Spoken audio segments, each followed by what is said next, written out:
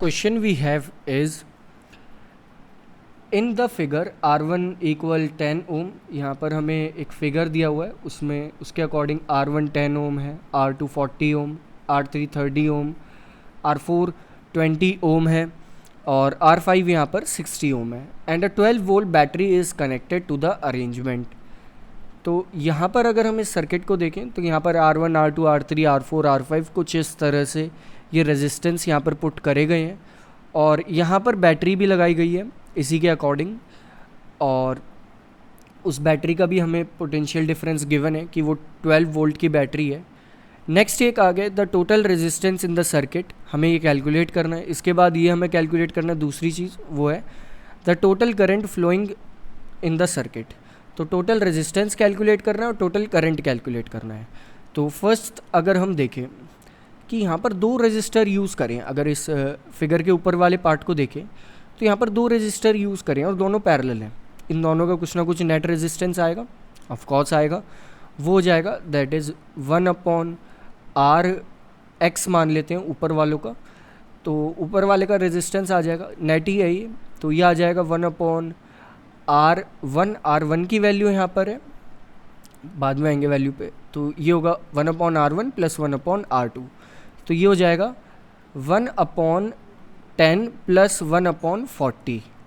तो ये हो जाएगा दैट इज़ 1/10 + 1/40।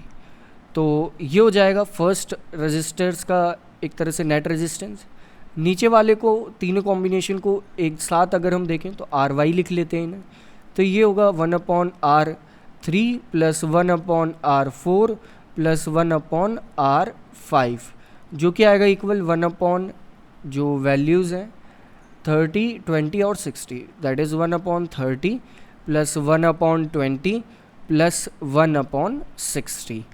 तो यहाँ से अगर हम देखें तो ऊपर वाले रजिस्टर्स को जब हम सॉल्व करेंगे तो ये आएगा 5/40 और इन्हें जब हम सॉल्व करेंगे तो ये आ जाएगा हमारे पास दैट इज़ 6/60। जब आप इसका एलसीएम लेके सॉल्व करेंगे तो ये कुछ इस तरह से आएगा। अभी हमने क्वेश्चन अच्छे से नहीं समझा, अभी तो हम सिर्फ ऊपर वाले रेजिस्टर के कॉम्बिनेशन का रेजिस्टेंस निकाल रहे हैं और नीचे वाले का। तो ये आ जाएगा हमारा एक तरह से 1/Rx = 5/40 और नीचे हमारा आ जाएगा 1/Ry = 6/60। तो ऊपर के अकॉर्डिंग Rx हमारा आ जाएगा 8 ओम और नीचे के अकॉर्डिंग Ry हमारा आ जाएगा 10 ओम।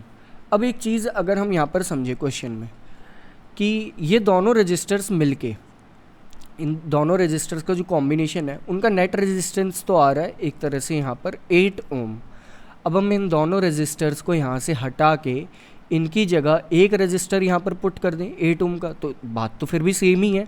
तो हमारा सर्किट कैसा होगा, हमारा सर्किट कुछ इस तरह से हो जाएगा, यहाँ पर रजिस्टर और इसका रेजिस्टेंस कितना होगा 8 ओम। हमने इसे हटा दिया, यहाँ से इसे हटा के हमने एक अलग 8 ओम का रजिस्टर यहाँ पर पुट कर दिया, क्योंकि इसका भी सेम रेजिस्टेंस है और इन दोनों का मिलके भी 8 ओम है।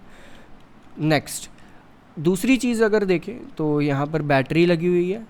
बैटरी के बाद हम यहाँ पर रफ स्केच ड्रॉ कर रहे हैं सर्किट का। बैटरी के बाद यहाँ पर एक की भी है और यहाँ पर इन 3 रजिस्टर्स की जगह, क्योंकि इन तीनों का नेट रेजिस्टेंस जो है वो 10 आ रहा है, तो इन तीनों की जगह अब हम 10 ओम का ही रजिस्टर क्यों ना पुट कर दें। तो ये हो जाएगा कुछ इस तरह से लाइक दिस। ये हमारा नया सर्किट सेटअप हो जाएगा, क्योंकि हम वहाँ पर 2 रेजिस्टर्स यूज़ कर रहे थे, दोनों मिलके 8 ओम का रेजिस्टेंस दे रहे थे। हमने उन्हें दोनों को हटा दिया और सीधा एक 8 ओम का ही रजिस्टर लिया है और सेम चीज़ हमने नीचे भी कर दी, तीनों की जगह अब हम 10 ओम का रजिस्टर लिया है। अब ये दोनों रजिस्टर्स हैं सीरीज़ में, तो सीरीज़ में है तो यहाँ पर आर नेट जो होगा यानी कि पूरे सर्किट का जो रेजिस्टेंस होगा वो इक्वल होगा Rx + Ry, क्योंकि उसे हमने Rx माना था और इसे हमने Ry माना था।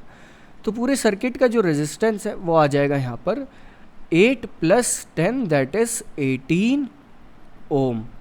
तो ये होगा इस पूरे सर्किट का रेजिस्टेंस। नेक्स्ट चीज़ अगर हम देखें, ये तो हमें पहला कैलकुलेट करना था कि पूरे सर्किट का रेजिस्टेंस कितना आता है।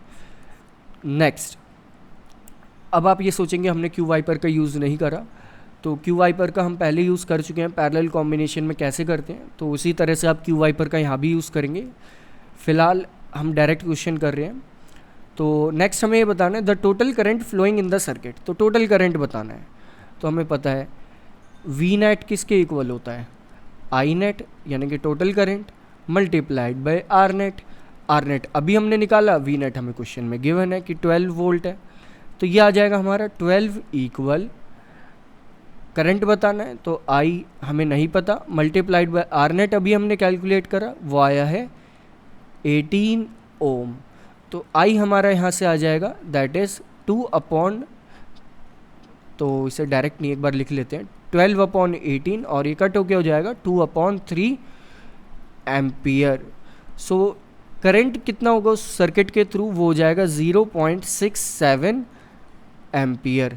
तो ये आ जाएगा उस सर्किट के थ्रू हमारा इलेक्ट्रिक करंट, जो कि आएगा 0.67 एम्पियर। हमें यहाँ पर छोटी छोटी चीज़ों का ही ध्यान रखना है, ये क्वेश्चन का सेकंड पार्ट था, तो छोटी छोटी चीज़ों का ही ध्यान रखना है और सिंपली जो हमने कंसेप्ट सीखे हैं उसी के अकॉर्डिंग हमें इन क्वेश्चंस को सॉल्व करना है।